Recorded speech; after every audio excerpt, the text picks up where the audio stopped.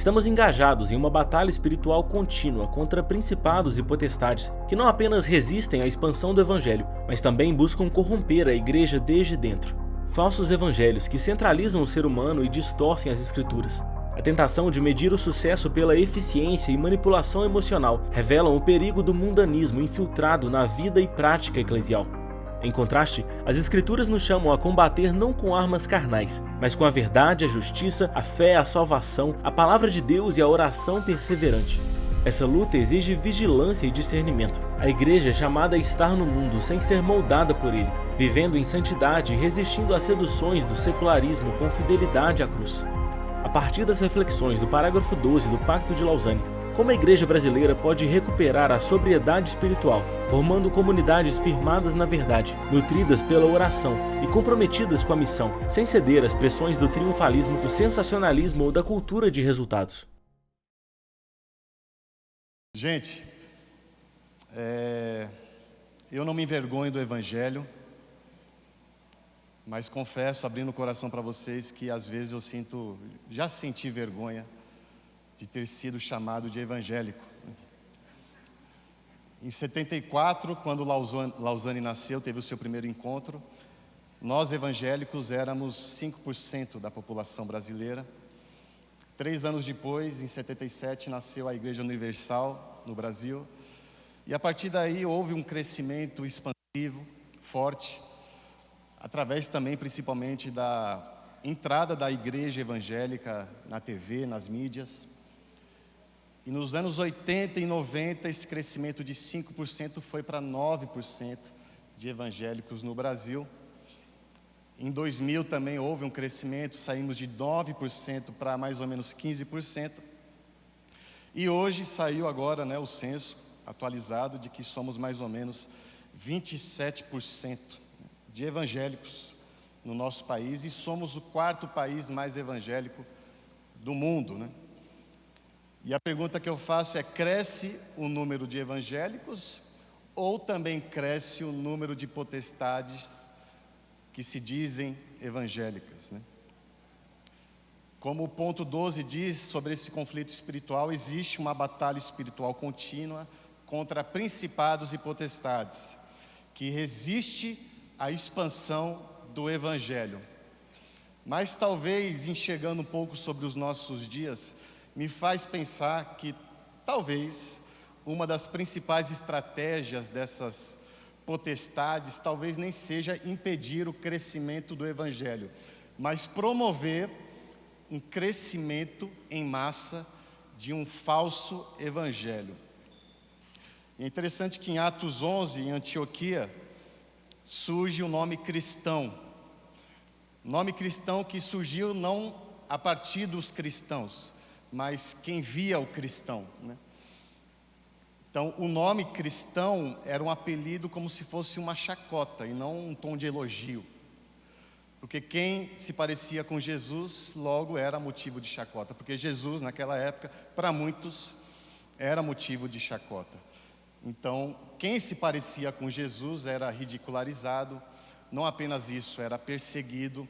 Muitos eram mortos e era um motivo de chacota. Ridicularizado por muitos, mas que também atraía muitos outros, porque eles tinham esse semblante, esse jeito, essa característica de Jesus, por isso que foram chamados de cristãos. Os discípulos de Cristo eram chamados de cristãos, eles não se declararam cristãos, não foi um título que eles criaram para si. Então eles eram chamados porque refletiam Jesus, não era o que diziam sobre si, mas era o que eles viviam entre as pessoas. Hoje nós vemos muito o contrário. Parece que as pessoas mais se dizem cristãs do que são chamadas de cristãs. Parece que hoje as pessoas têm mais facilidade de se chamar cristã, ou cristão, ou crente, ou evangélico. Nesse mundo de redes sociais, se você vai entrar no Instagram, por exemplo, as pessoas têm o costume de colocar um pequeno perfil, uma frase para definir quem você é. E muitos colocam: fulano de tal, casado com tal, pai de pet, cristão. Tem outros também que colocam, né? Fulana de tal, sagitariana, cristã, e muitos colocam o arroba da minha igreja, Somos a Ponte. Mas existe uma facilidade, uma mistura, e nessa mistura a gente coloca esse rótulo, cristão, evangélico. Mas se nós tirássemos esses rótulos sobre nós, se tirássemos essas legendas cristãs, se tirássemos essas estampas cristãs, se tirássemos o cristão da nossa boca, se tirássemos o cristão da nossa postagem, mesmo assim as pessoas enxergariam Jesus em nós, né? A pergunta que eu faço é: alguém te chamaria de cristão mesmo você não dizendo que é um cristão? O que parece que a gente encontra hoje que existe muito Jesus na boca e pouco Jesus na vida.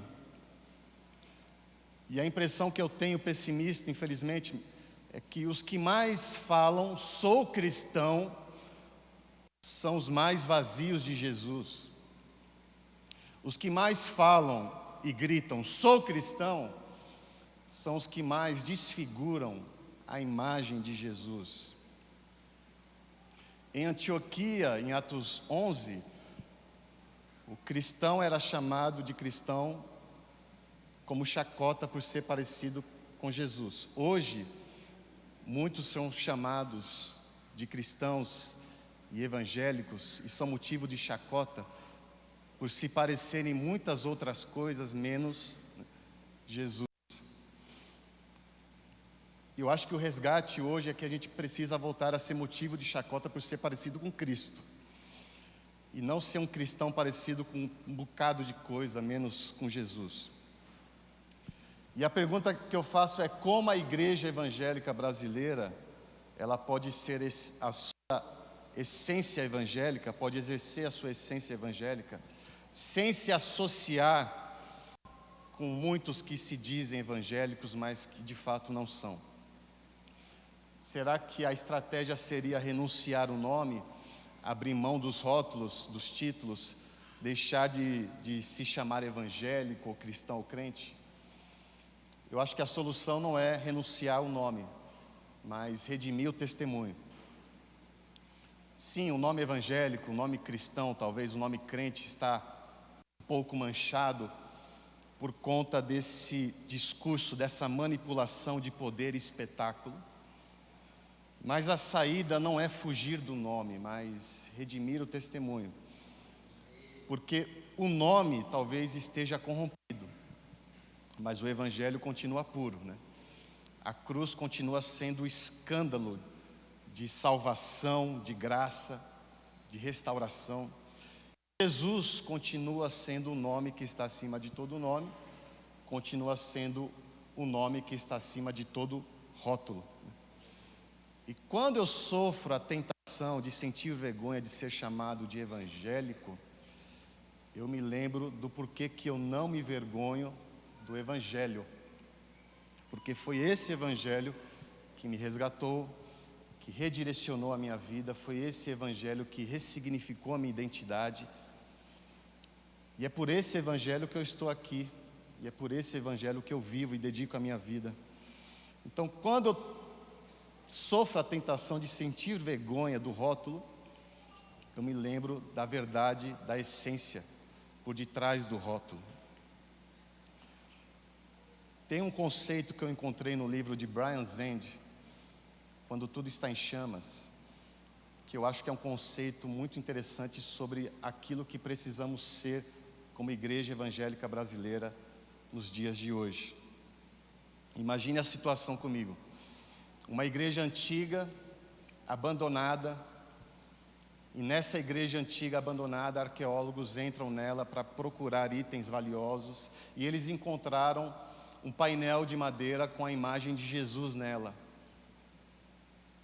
Jesus, a face de Jesus está na imagem, mas ela está desfigurada por tanta poeira, por tanto pó, por tanta fuligem, por tanta sujeira que desfigurou a imagem de Jesus, que se acumulou durante séculos e séculos. E diante disso, eles entregaram esse painel de madeira, essa arte, para um especialista em restaurar artes antigas, para que ele pudesse restaurar a imagem de Jesus que está desfigurada naquela arte, naquele painel de madeira. Só que para restaurar uma arte tão delicada, tão preciosa, tão rara como essa, você não restaura ela com marretadas, com jatos de água forte, mas você restaura ela com solventes e pequenos pincéis. É um trabalho de formiga. Aos poucos você vai restaurando a imagem de Cristo que está desfigurada por tanta sujeira. Eu creio que o cristianismo do século 21 é como se fosse esse ícone que se perdeu e foi encontrado em uma igreja antiga.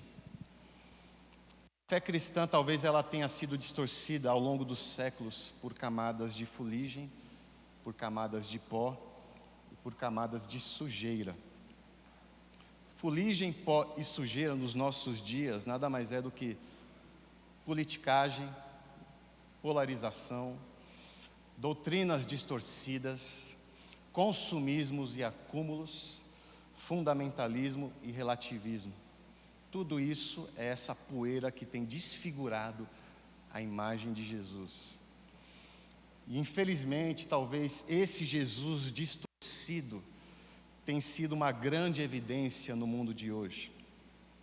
E nós, a verdadeira igreja brasileira evangélica, nós devemos e somos chamados para resgatar a verdadeira imagem de Cristo. E isso não se faz com marretadas, não se faz com ódio, não se faz com discussões políticas partidárias, não se faz com palanque, não se faz com marcha. Se faz com pequenos pincéis. Enquanto as falsas igrejas desfiguram a imagem de Cristo, a verdadeira igreja tem a função de resgatar a sua verdadeira face. Portanto, a igreja evangélica brasileira, que possamos voltar a ser pequenos pincéis. Em tempos de privatização de bancos de templos, nós precisamos nos lembrar que não existe cadeira VIP na mesa de Jesus. Em tempos de que as pessoas vão para a igreja em busca de sabor e experiência, nós, a verdadeira igreja, precisamos resgatar o valor nutritivo da igreja. Não apenas em busca de sabor, sem esquecer o valor. Nós precisamos evidenciar o valor nutritivo da igreja. E qual é o principal valor nutritivo da igreja? O senso familiar. Precisamos voltar a ser família. O que nos une não é a nossa teologia. Talvez as teologias tenham mais fissurado as mesas do que unificado elas. O que nos une é o Evangelho, independente das teologias. E precisamos voltar a sentar na mesa e ser de volta uma família que busca intencionalmente viver a unidade, independente das divergências não essenciais. Porque somente uma igreja evangélica, na sua essência, unida, essa unidade é capaz de silenciar aqueles que gritam em nome de Deus. Precisamos ser uma igreja unida para que a verdadeira face de Cristo seja evidenciada.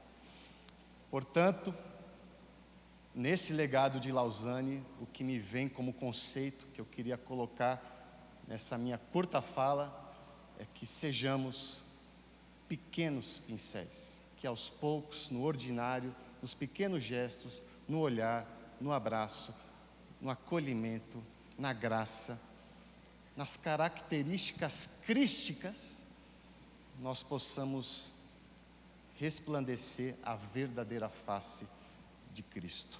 Que o Senhor nos ajude, que Deus nos abençoe.